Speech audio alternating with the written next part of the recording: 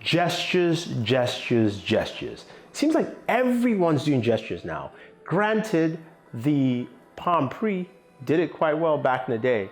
I know Mr. Mobile, you're thinking about that. But today, we're gonna see who's done it better between the Google Pixel 2 running Android P beta with the new gestures and the iPhone 10. Yes, both of them have gesture features, especially when it comes to navigating around your home screen. And we'll see, which is better. So let's jump in. So let's start off with the Pixel 2 XL with the new Android P gesture features. That will be coming, of course, to all Android devices down the line, but the beta is also available for a select few third-party manufacturers, so go ahead and download it. We'll have the link for you guys down below.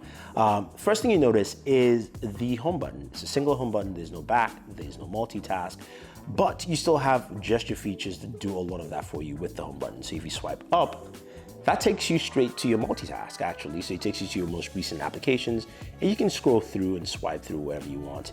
You can also see that a back button does show up, so you can still use the back button functionality by tapping that. So if we swipe up again, we're back here. Now, if you want to do split screen, it's very simple. You can tap on top of the icon of whatever application and split screen that.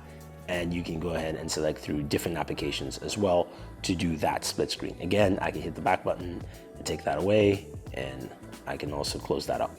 So if I swipe up, just to show you, if I swipe up once, I have this multitask area, and I swipe up a second time, that takes me to my app tray. Swipe down and down takes me back to the app. Hit the home button, takes me home from whatever location I'm in. I can always tap the home button to go home. Now, if you swipe across the home button, left or right, that gives you quick access to multitask right there. So you can go through any application. And it also gives you this force feedback. So you actually feel each carousel window moving slowly, or you can speed it up, or you can go fast, a little faster, not too fast, but there you have it. And that's the access for you right there. Very simple, sweet, fast motion. I think something that a lot of people get used to because it's not so difficult and you still have access to all the things you use. Plus your notification icon is not interfered with this in any form or fashion. So let's go ahead and check out the iPhone. Now, doing the same thing on the iPhone 10, the swipe up gesture is from the very bottom underneath your at least your pinned applications. So you want to swipe up and hold. That takes you to your multitask and you can go through the different applications. And if you want to basically close out an application, you want to definitely hold down. And then you can now close out any of the applications. I can close out Instagram, I can go here and close out Light Spectrum, and so on and so forth. Or I can just basically tap and then swipe up to go back home. So there is some learning curve there. Now you have that quick access to your recent applications by swiping at the bottom here, and that gives you a one-to-one swipe within each application. So you're going from application to application to application. So that's a different feature. Then you can swipe up. Now, because of that on iOS, you no longer have the action center at the bottom. You pull that up from the top right-hand corner, pulls that up for you, and your notifications are top left-hand corner. So there's a differentiation because of that change. Now, it's something you get used to. It's not hard, but again, this feature is a little bit interesting.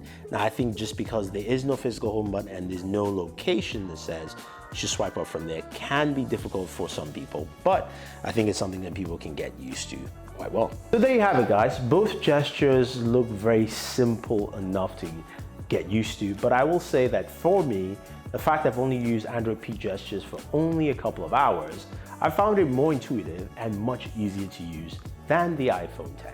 Now, the iPhone 10 gestures, I had said before in my iPhone 10 video, is something you would get used to. I think the winner here is the fact that Google placed a home button and something that mentally you can see and basically start your gestures from, whether it's swiping up twice or swiping down, either to access your app tray or going to multitask, or even just swiping across the home screen to jump into your, of course, your previously open application. That is a very simple idea, and I think it works much better than what we have on the iPhone 10, where there is no home button and you have to basically swipe from the very bottom edge. So again, to me, the Android P gestures work and they're much easier, and I've had an easier time using it over the last 6 or 7 hours. So if you agree with me, leave your thoughts. If you disagree, tell me why you think the iPhone 10 gestures are much better and much easier. And also, if you are like the Mr. Mobile and think the Palm Pre gestures were much better, leave your thoughts as well. Thank you very much. Don't forget to like and share. If you haven't subscribed already, hit the subscribe button and also hit the notification bell to get notified with our latest videos. This is Thunder E saying thank you and always enjoy your entertainment.